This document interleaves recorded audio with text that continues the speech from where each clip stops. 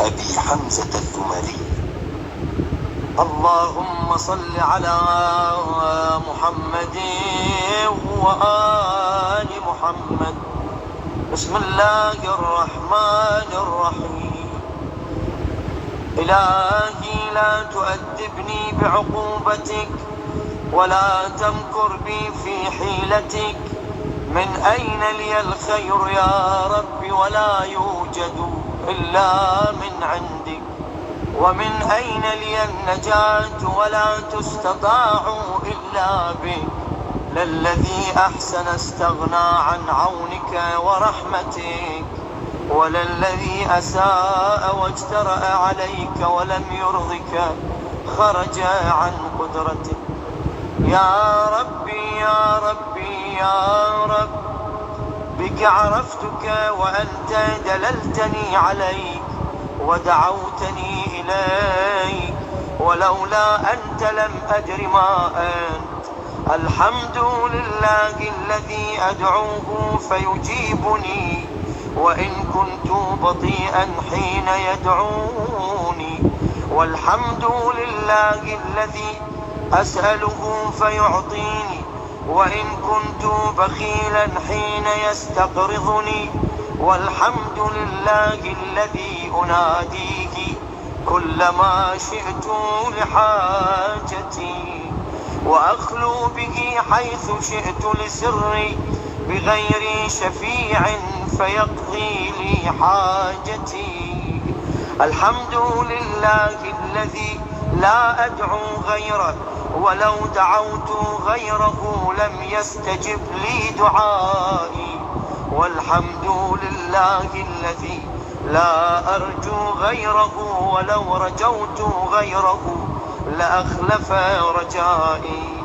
والحمد لله الذي وكلني إليه فأكرمني ولم يكلني إلى الناس فيهينوني. والحمد لله الذي تحبب إلي وهو غني عني. والحمد لله الذي يحلم عني حتى كأني لا ذنب لي، فربي أحمد شيء عندي وأحق بحمدي.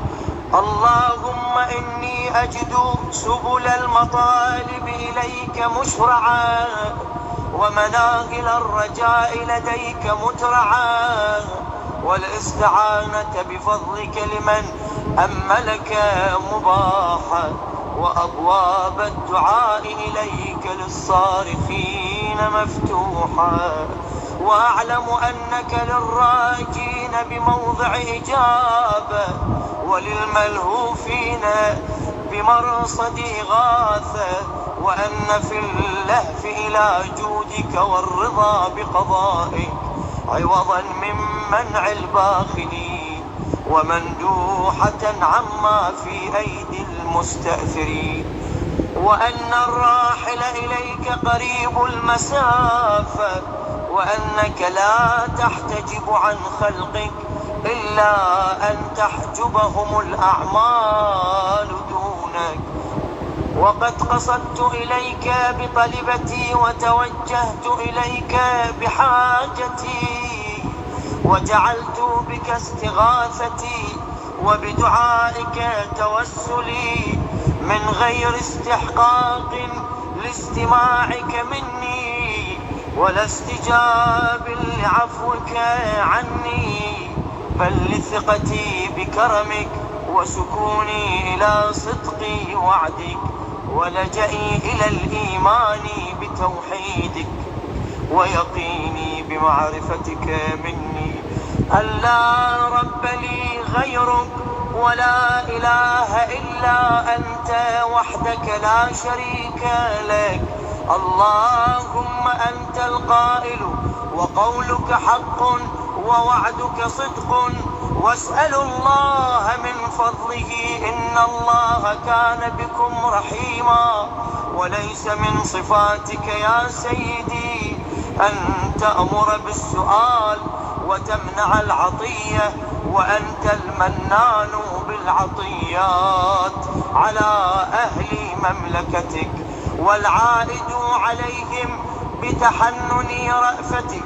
إلهي ربيتني في نعمك وإحسانك صغيرا، ونوهت باسمي كبيرا، فيا من رباني في الدنيا بإحسانه وتفضله ونعمه، وأشار لي في الآخرة إلى عفوه وكرمه.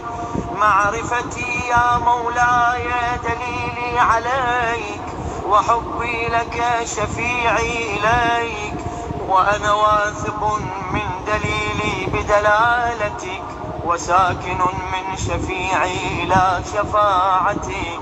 أدعوك يا سيدي بلسان قد أخرسه ذنبه، ربي أناجيك بقلب قد أوبقه جرمه. أدعوك يا ربي راغبا راغبا راجيا خائفا، إذا رأيت مولاي ذنوبي فزعت، وإذا رأيت كرمك طمعت. فإن عفوت فخير راحم، وإن عذبت فغير ظالم.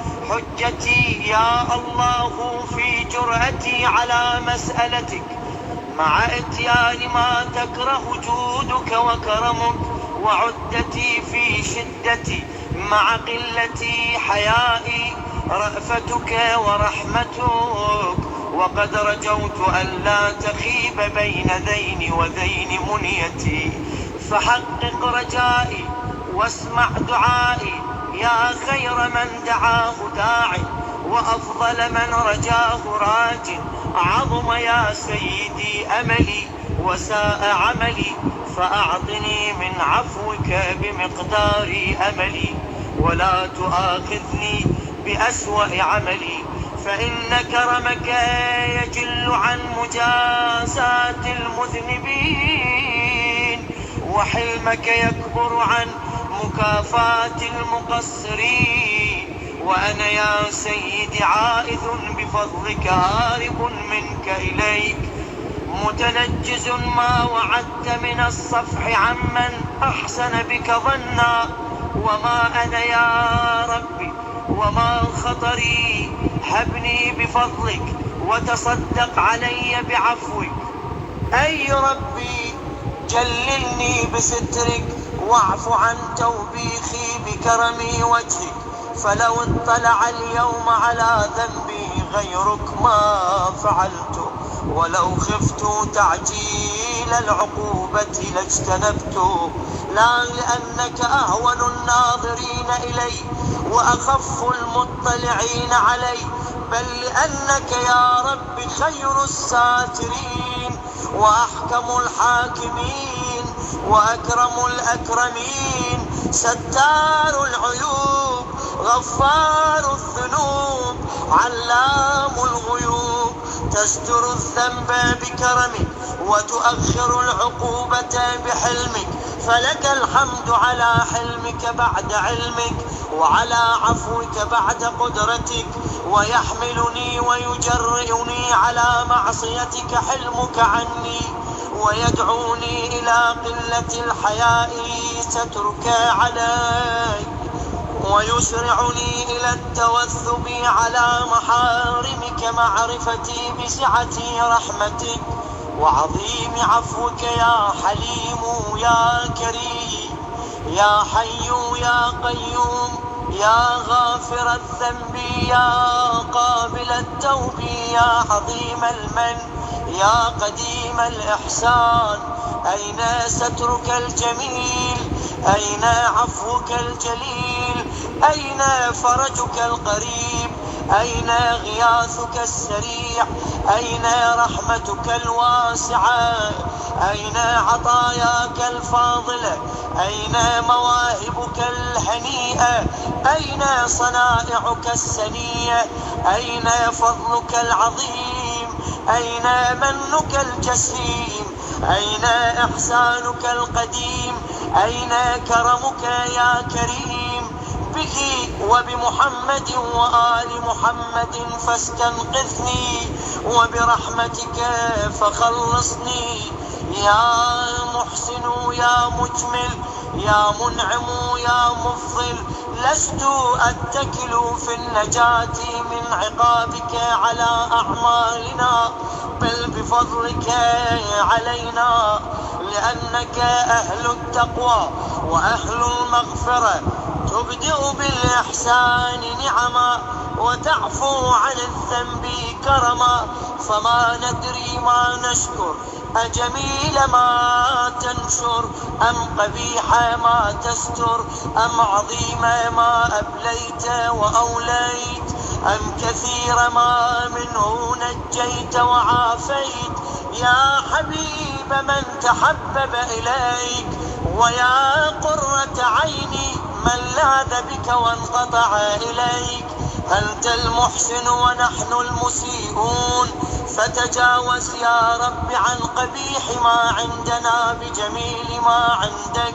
وأي جهل يا رب لا يسعه وجودك، أو أي زمان أطول من أناتك، وما قدر أعمالنا في جنب نعمك، وكيف نستكثر أعمالا نقابل بها كرمك، بل كيف يضيق على المذنبين ما وسعهم من رحمتك، يا واسع المغفرة يا باسط اليدين بالرحمة، فوعزتك يا سيدي لو انتهرتني ما برحت من بابك، ولا كففت عن تملقك لمن تعا إلي من المعرفة بجودك وكرمك، وأنت الفاعل لما تشاء، تعذب من تشاء بما تشاء كيف تشاء، وترحم من تشاء بما تشاء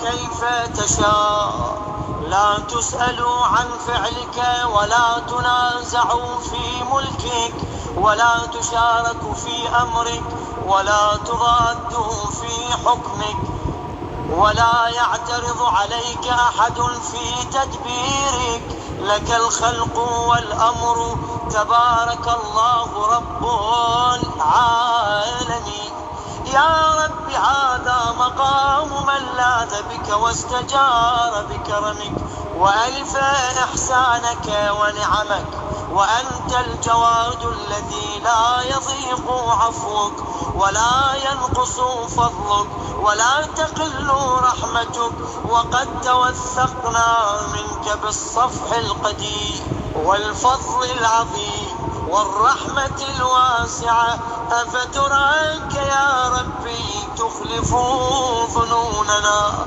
أو تخيب آمالنا، كلا يا كريم فليس هذا ظننا بك ولا هذا فيك طمعنا، يا رب إن لنا فيك أملا طويلا كثيرا، إن لنا فيك رجاء عظيما، عصيناك ونحن نرجو أن تسترك، ونحن نرجو أن تستجيب لنا، فحقق رجاءنا مولانا، فقد علمنا ما نستوجب بأعمالنا، ولكن علمك فينا وعلمنا بأنك لا تصرفنا عنك حثنا على الرغبة إليك، وإن كنا غير مستوجبين برحمتك، فأنت أهل أن تجود علينا وعلى المذنبين بفضل سعتك،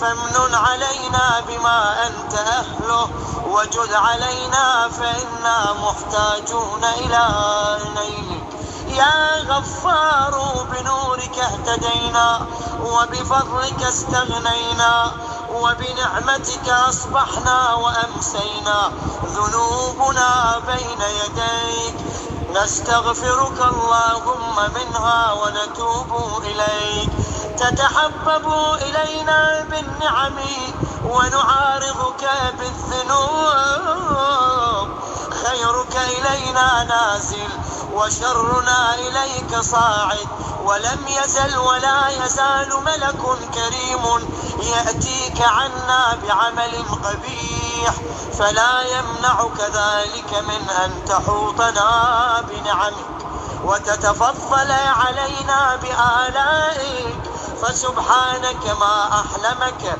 وأعظمك وأكرمك مبدئا ومعيدا. تقدست أسماؤك وجل ثناؤك وكرم صنائعك وفعالك. أنت إلهي أوسع فضلا وأعظم حلما من أن تقايسني بفعلي وخطيئتي. فالعفو العفو العفو سيدي سيدي سيدي.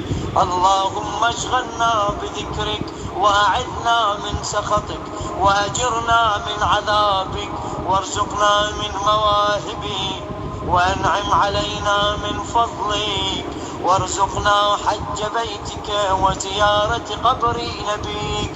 صلواتك ورحمتك ومغفرتك ورضوانك عليه وعلى أهل بيته إنك قريب مجيب.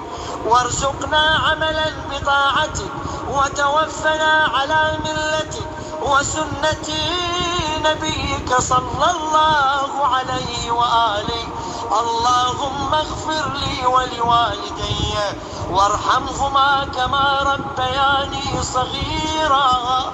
اجزهما بالإحسان إحسانا وبالسيئات غفرانا.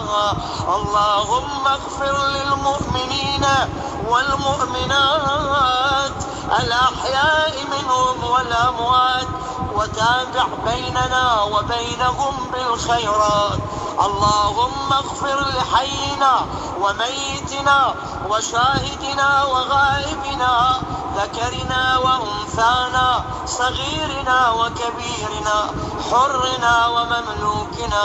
كذب العادلون بالله وضلوا ضلالا بعيدا وخسروا خسرانا مبينا. اللهم صل على محمد وآل محمد واختم لي بخير واكفني ما أهمني من أمر دنياي وآخرتي ولا تسلط علي من لا يرحمني واجعل علي منك واقية باقية ولا تسلبني صالح ما أنعمت به علي. وارزقني من فضلك رزقا واسعا حلالا طيبا. اللهم احرسني بحراستك واحفظني بحفظك واكلأني بكلاءتك وارزقني حج بيتك الحرام في عامنا هذا وفي كل عام وزيارة قبر نبيك والأئمة عليهم السلام. ولا تخلني يا رب من تلك المشاهد الشريفة والمواقف الكريمة.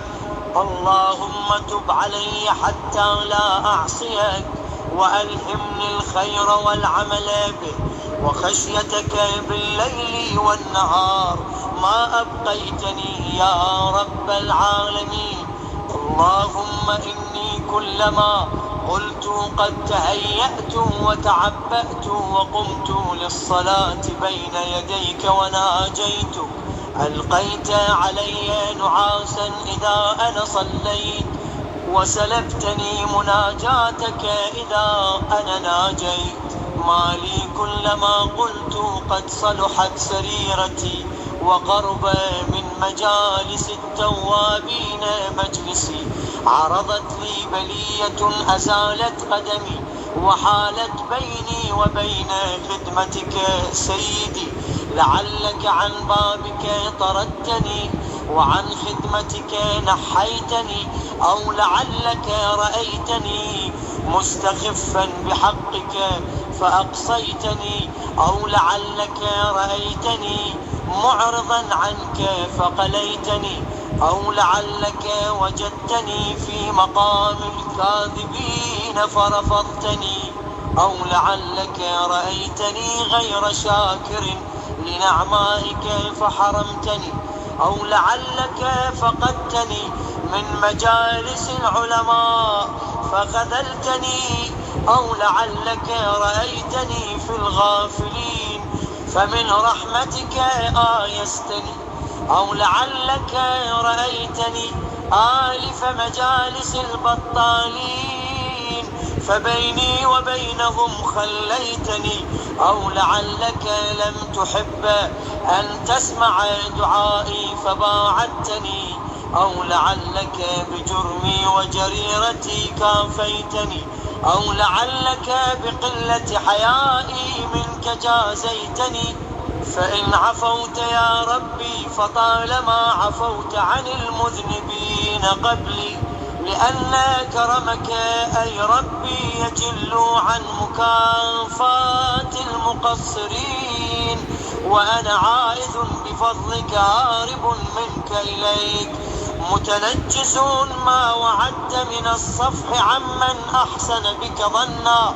إلهي أنت أوسع فضلا وأعظم حلما من أن تقايسني بعملي أو أن تستسلني بخطيئتي، وما أنا سيدي وما خطري، هبني بفضلك سيدي وتصدق علي بعفوك وجلني بسترك، واعف عن توبيخي بكرم وجهك. سيدي أنا الصغير الذي ربيت، وأنا الجاهل الذي علمت، وأنا الضال الذي هديت، وأنا الوضيع الذي رفعت، وأنا الخائف الذي آمنت، والجائع الذي أشبعت، والعطشان الذي أرويت، والعار الذي كسوت، والفقير الذي أغنيت، والضعيف الذي قويت، والذليل الذي أعززت، والسقيم الذي شفيت، والسائل الذي أعطيت، والمذنب الذي سترت، والخاطئ الذي أقلت، وأنا القليل الذي كثرته، والمستضعف الذي نصرته، وأنا الطريد الذي آويته. أنا يا رب الذي لم أستحيك في الخلاء ولم أراقبك في الملاء. أنا صاحب الدواهي العظمى، أنا الذي على سيدي اشترى، أنا الذي عصيت جبار السماء، أنا الذي أعطيت على معاصي الجليل الرشا، أنا الذي حين بشرت بها خرجت إليها أسعى، أنا الذي أمهلتني فما ارعويت، وسترت علي فما استحييت، وعملت بالمعاصي فتعديت، وأسقطتني من عينك فما باليت. فبحلمك أمهلتني وبسترك سترتني، حتى كأنك أغفلتني، ومن عقوبات المعاصي جنبتني، حتى كأنك استحييتني. إلهي لم أعصك حين عصيتك، وأنا بربوبيتك جاحد، ولا بأمرك مستخف، ولا لعقوبتك متعرض، ولا لوعيدك متهاون، لكن خطيئة عرضت وسولت لي نفسي، وغلبني هواي، وأعانني عليها شقوتي، وغرني سترك المرخى علي. فقد عصيتك وخالفتك بجهدي، فالآن من عذابك من يستنقذني، ومن أيدي الخصماء غدا من يخلصني، وبحبل من أتصل إن أنت قطعت حبلك عني. فوان سوءة على ما أحصى كتابك من عملي، الذي لولا ما أرجو من كرمك وسعة رحمتك ونهيك إياي عن القنوت لقنطت عندما أتذكرها. يا خير من دعاه داع، وأفضل من رجاه راج.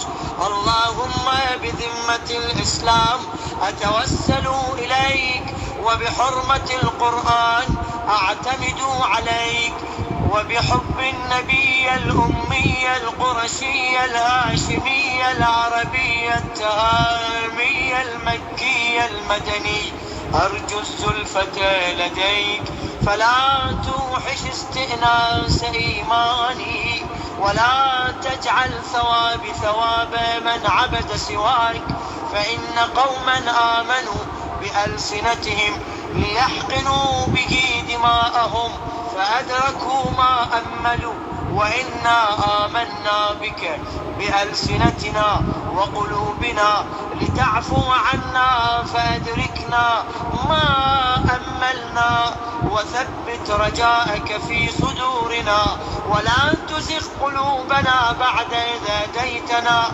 وهب لنا من لدنك رحمة إنك أنت الوهاب، فوعزتك لو انتهرتني ما برحت من بابك، ولا كففت عن تملقك لما ألهم قلبي من المعرفة بكرمك وسعة رحمتك. إلى من يذهب العبد إلا إلى مولاه، وإلى من يلتجئ المخلوق إلا إلى خالقه. إلهي لو قرنتني بالأصفاد ومنعتني سيبك من بين الأشهاد، ودللت على فضائح عيون العباد، وأمرت بي إلى النار، وحلت بيني وبين الأبرار، ما قطعت رجائي منك، وما صرفت تأميلي للعفو عنك، ولا خرج حبك من قلبي. أنا لا أنسى أياديك عندي وسترك علي في دار الدنيا. سيدي أخرج حب الدنيا من قلبي، واجمع بيني وبين المصطفى وآله خيرتك من خلقك وخاتم النبيين محمد صلى الله عليه وآله، وانقلني إلى درجة التوبة إليك، وأعني بالبكاء على نفسي، فقد أفنيت بالتسويف والآمال عمري، وقد نزلت منزلة الآيسين من خيري، فمن يكون أسوأ حالا مني إن أنا نقلت على مثل حالي إلى قبر لم أمهده لرقدتي، ولم أفرشه بالعمل الصالح لضجعتي، وما لي لا أبكي ولا أدري إلى ما يكون مصيري، وأرى نفسي تخادعني وأيامي تخاتلني، وقد خفقت عند رأسي أجنحة الموت، فما لي لا أبكي، أبكي لخروج نفسي، أبكي لظلمة قبري، أبكي لضيقي لحدي، أبكي لسؤال منكر ونكير إياي، أبكي لخروجي من قبري عريانا ذليلا حاملا ثقلي على ظهري، أنظر مرة عن يميني وأخرى عن شمالي، إذ الخلائق في شأن غير شأني، لكل امرئ منهم يومئذ شأن يغنيه، وجوه يومئذ مسفرة ضاحكة مستبشرة، ووجوه يومئذ عليها غبرة ترهقها قترة وذلة. سيدي عليك معولي ومعتمدي ورجائي وتوكلي، وبرحمتك تعلقي، تصيب برحمتك من تشاء وتهدي بكرامتك من تحب، فلك الحمد على ما نقيت من الشرك قلبي، ولك الحمد على بسط لساني. أفبلساني هذا الكان لي أشكرك، أم بغاية جهدي في عملي أرضيك؟ وما قدر لساني يا رب في جنب شكرك، وما قدر عملي في جنب نعمك وإحسانك. إلهي إن جودك بسط أملي وشكرك قبل عملي. سيدي إليك رغبتي وإليك رهبتي وإليك تأميلي، وقد ساقني إليك أملي، وعليك يا واحدي عكفت همتي، وفيما عندك انبسطت رغبتي، ولك خالص رجائي وخوفي، وبك أنست محبتي، وإليك ألقيت بيدي، وبحبل طاعتك مددت رهبتي. يا مولاي بذكرك عاش قلبي، وبمناجاتك بردت ألم الخوف عني. فيا مولاي ويا مؤملي ويا منتهى سؤلي، فرق بيني وبين ذنب المانع لي من لزوم طاعتك، فإنما أسألك لقديم الرجاء فيك وعظيم الطمع منك، الذي أوجبته على نفسك من الرأفة والرحمة. فالأمر لك وحدك لا شريك لك، والخلق كلهم عيالك وفي قبضتك، وكل شيء خاضع لك تباركت يا رب العالمين. إله ارحمني إذا انقطعت حجتي، وكلا عن جوابك لساني، وطاش عند سؤالك إياي لبي. فيا عظيم رجائي لا تخيبني إذا اشتدت فاقتي، ولا تردني جهلي، ولا تمنعني لقلة صبري. أعطني لفقري وارحمني لضعفي. سيدي عليك معتمدي ومعولي ورجائي وتوكلي، وبرحمتك تعلقي، وبفنائك أحط رحلي، وبجودك أقصد طلبتي، وبكرمك أي ربي أستفتح دعائي، ولديك أرجو فاقتي، وبغناك أجبر عيلتي، وتحت ظل عفوك قيامي، وإلى جودك وكرمك أرفع بصري، وإلى معروفك أديم نظري. فلا تحرقني بالنار وأنت موضع أملي، ولا تسكنني الهاوية فإنك قرة عيني. يا سيدي لا تكذب ظني بإحسانك ومعروفك، فإنك ثقتي، ولا تحرمني ثوابك فإنك العارف بفقري. إلهي إن كان قد دنا أجلي ولم يقربني منك عملي، فقد جعلت الاعتراف إليك بذنبي وسائل عللي. إلهي إن عفوت فمن أولى منك بالعفو، وإن عذبت فمن أعدل منك في الحكم. ارحم في هذه الدنيا غربتي، وعند الموت كربتي، وفي القبر وحدتي، وفي اللحد وحشتي، وإذا نشرت للحساب بين يديك ذل موقفي.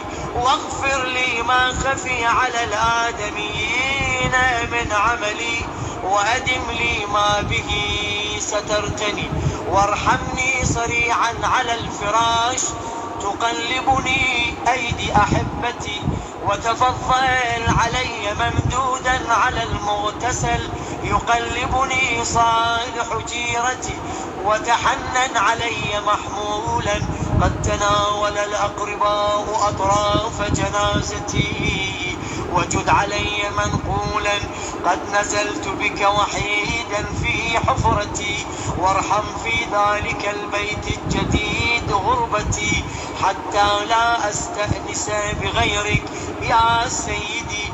إن وكلتني إلى نفسي هلكت سيدي، فبمن أستغيث إن لم تقلني عثرتي، فإلى من أفزع إن فقدت عنايتك في ضجعتي، وإلى من ألتجئ إن لم تنفس كربتي. سيدي من لي ومن يرحمني إن لم ترحمني وفر من أؤمل، إن عدمت فرك يوم فاقتي، وإلى من الفرار من الذنوب إذ انقضى أجلي. سيدي لا تعذبني وأنا أرجوك، إلهي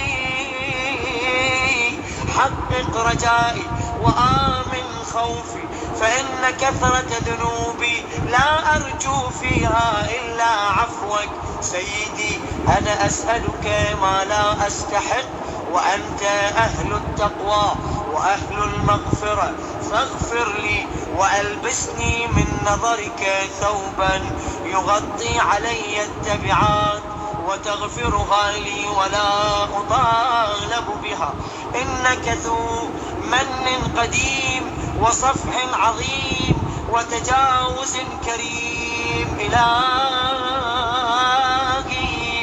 أنت الذي تفيض سيبك على من لا يسألك وعلى الجاحدين بربوبيتك، فكيف سيدي بمن سألك وأيقن أن الخلق لك والأمر إليك؟ تباركت وتعاليت يا رب العالمين. سيدي عبدك ببابك أقامته الخصاصة بين يديك، يقرع باب إحسانك بدعائه، فلا تعرض بوجهك الكريم عني، واقبل مني ما أقول، فقد دعوت بهذا الدعاء وأنا أرجو أن لا تردني معرفة مني برأفتك ورحمتك. إلهي أنت الذي لا يحفيك سائل ولا ينقصك نائل، أنت كما تقول وفوق ما نقول. اللهم إني أسألك صبرا جميلا وفرجا قريبا وقولا صادقا وأجرا عظيما. أسألك يا ربي من الخير كله ما علمت منه وما لم أعلم. أسألك اللهم من خير ما سألك منه عبادك الصالحون، يا خير من سئل وأجود من أعطى. أعطني سؤلي في نفسي وأهلي ووالدي وولدي وأهل حزانتي وإخواني فيك، وأرغد عيشي وأظهر مروتي وأصلح جميع أحوالي، واجعلني ممن أطلت عمره وحسنت عمله وأتممت عليه نعمتك ورضيت عنه وأحييته حياة طيبة في أدوم السرور وأسبغ الكرامة وأتم العيش، إنك تفعل ما تشاء ولا يفعل ما يشاء غيرك. اللهم خصني منك بخاصة ذكرك، ولا تجعل شيئا مما أتقرب به في آناء الليل وأطراف النهار رياء ولا سمعة ولا أشرا ولا بطرا، واجعلني لك من الخاشعين. اللهم أعطني السعة في الرزق والأمن في الوطن وقرة العين في الأهل والمال والولد والمقام في نعمك عندي والصحة في الجسم والقوة في البدن والسلامة في الدين، واستعملني بطاعتك وطاعة رسولك محمد صلى الله عليه وآله أبدا ما استعمرتني، واجعلني من أوفر عبادك عندك نصيبا في كل خير أنزلته وتنزله في شهر رمضان في ليلة القدر، وما أنت منزله في كل سنة من رحمة تنشرها وعافية تلبسها وبلية تدفعها وحسنات تتقبلها وسيئات تتجاوز عنها. وارزقني حج بيتك الحرام في في عامنا هذا وفي كل عام، وارزقني رزقا واسعا من فضلك الواسع، واصرف عني يا سيد الأسواق، واقض عني الدين والظلامات حتى لا أتأذى بشيء منه، وخذ عني بأسماعي وأبصار أعدائي وحسادي والباغين علي، وانصرني عليهم، وأقر عيني وفرح قلبي، واجعل لي من همي وكربي فرجا ومخرجا، واجعل من أرادني بسوء من جميع خلقك تحت قدمي، واكفني شر الشيطان وشر السلطان وسيئات عملي، وطهرني من الذنوب كلها، وأجرني من النار بعفوك، وأدخلني الجنة برحمتك، وزوجني من الحور العين بفضلك، وألحقني بأوليائك الصالحين محمد وآله الأبرار الطيبين الطاهرين الأخيار، صلواتك عليهم وعلى أجسادهم وأرواحهم ورحمة الله وبركاته. إلهي وسيدي وعزتك وجلالك، لئن طالبتني بذنوبي لأطالبنك بعفوك، ولئن طالبتني بلؤمي لأطالبنك بكرمك، ولئن أدخلتني النار لأخبرن أهل النار بحبي لك. إلهي وسيدي، إن كنت لا تغفر إلا لأوليائك وأهل طاعتك، فإلى من يفزع المذنبون؟ وإن كنت لا تكرم إلا أهل الوفاء بك، فبمن يستغيث المسيئون؟ إلهي، إن أدخلتني النار ففي ذلك سرور عدوك، وإن أدخلتني الجنة ففي ذلك سرور نبيك، وأنا والله أعلم أن سرور نبيك أحب إليك من سرور عدوك. اللهم إني أسألك أن تملأ قلبي حبا لك وخشية منك وتصديقا بكتابك وإيمانا بك وفرقا منك وشوقا إليك يا ذا الجلال والإكرام. حبب إلي لقاءك وأحبب لقائي، واجعل لي في لقائك الراحة والفرج والكرامة. اللهم ألحقني بصالح من مضى، واجعلني من صالح من بقي، وخذ بي سبيل الصالحين، وأعني على نفسي بما تعين به الصالحين على أنفسهم، واختم عملي بأحسنه، واجعل ثوابي منه الجنة برحمتك، وأعني على صالح ما أعطيتني، وثبتني يا ربي، ولا تردني في سوء استنقذتني منه يا رب العالمين. اللهم إني أسألك إيمانا لا أجل له دون لقائك، أحيني ما أحييتني عليه، وتوفني إذا توفيتني عليه، وابعثني إذا بعثتني عليه، وأبرئ قلبي من الرياء والشك والسمعة في دينك، حتى يكون عملي خالصا لك. اللهم أعطني بصيرة في دينك، وفهما في حكمك، وفقها في علمك، وكفلين من رحمتك، وورعا يحجزني عن معاصيك، وبيض وجهي بنورك، واجعل رغبتي فيما عندك، وتوفني في سبيلك وعلى ملة رسولك صلى الله عليه وآله اللهم إني أعوذ بك من الكسل والفشل والهم والجبن والبخل والغفلة والقسوة والمسكنة والفقر والفاقة وكل بلية والفواحش ما ظهر منها وما بطن. وأعوذ بك من نفس لا تقنع وبطن لا يشبع وقلب لا يخشع ودعاء لا يسمع وعمل لا ينفع.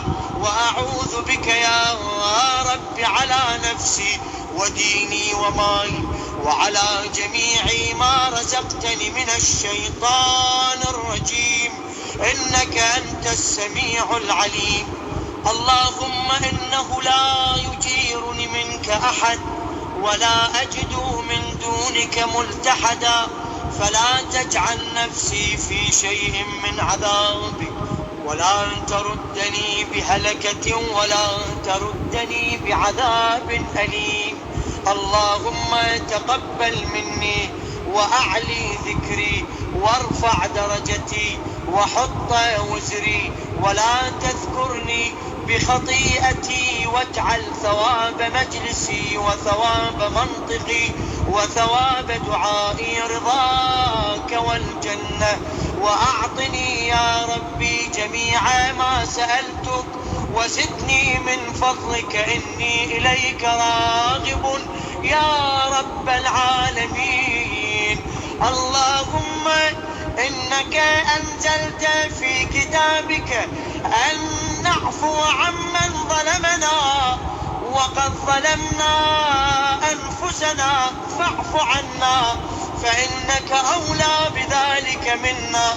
وأمرتنا ألا نرد سائلا عن أبوابنا، وقد جئتك سائلا فلا تردني إلا بقضاء حاجتي. وأمرتنا بالإحسان إلى ما ملكت أيماننا، ونحن أرقاؤك فأعتق رقابنا من النار. يا مفزعي عند كربتي ويا غوثي عند شدتي، إليك فزعت وبك استغثت ولذت، لا ألوذ بسواك ولا أطلب الفرج إلا منك، فأغثني وفرج عني يا من يقبل اليسير ويعفو عن الكثير. اقبل مني اليسير واعفو عني الكثير، إنك أنت الرحيم الغفور. اللهم إني أسألك إيمانا تباشر به قلبي ويقينا صادقا حتى أعلم أنه لن يصيبني إلا ما كتبت، ورضني من العيش بما قسمت لي